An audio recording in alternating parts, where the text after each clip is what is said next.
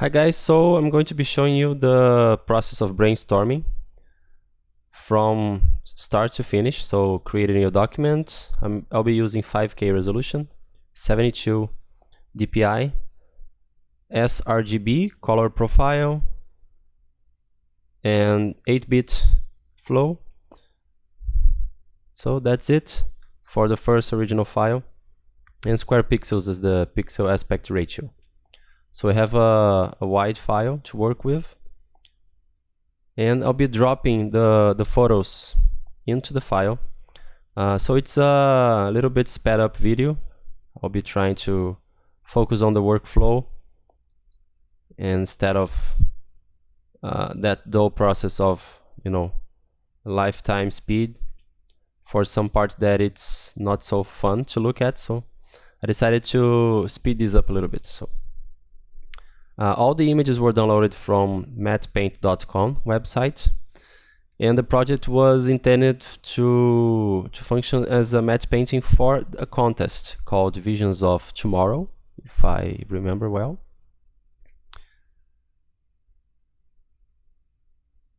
So this is the beginning of the photo bashing.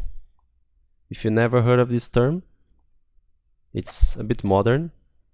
It's like you can create a painting with photos at first. So you bash the photos, you blend them, and then you paint on top of them and work with 3D but basically would be compositing photos.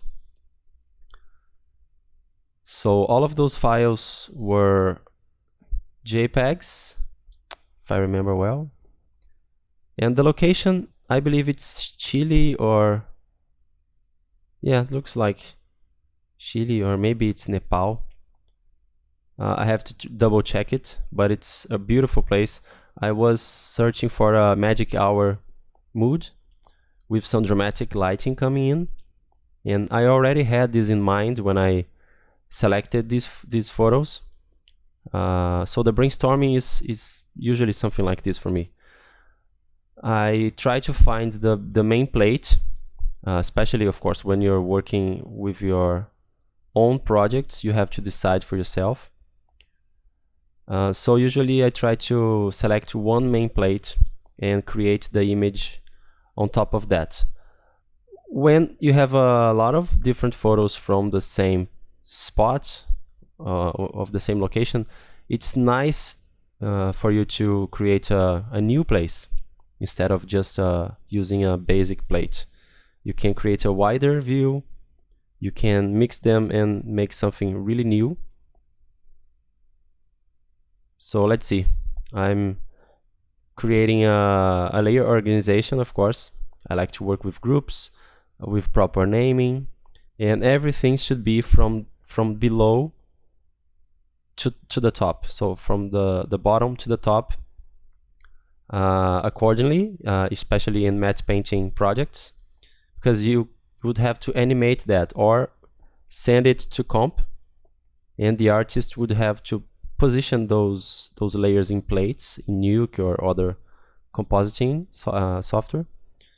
So it makes much more sense to work from the bottom to the top, as the last layer would be the sky and the first layer on top would be like the foreground rocks or any elements that you have that appears in front of the camera. So this layer organization is essential. And even if it's only going to be a still image, I believe it's a good way to work with, because it makes common sense and creates a logic for you to follow and don't get lost during the process. Well, here I'm still researching at the website.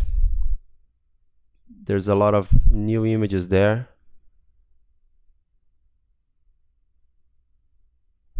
So you see, oh yeah, it's from the Andes. So it's a Latin landscape. Really cool one. I've never been there, but I've been to a closer neighbor called Peru, which is really beautiful as well.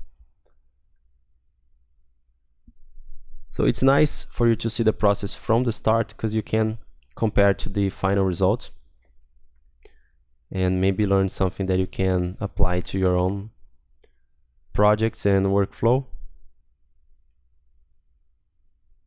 So yeah, you see, I'm bringing the canvas up a little bit, so I'll be working with more space.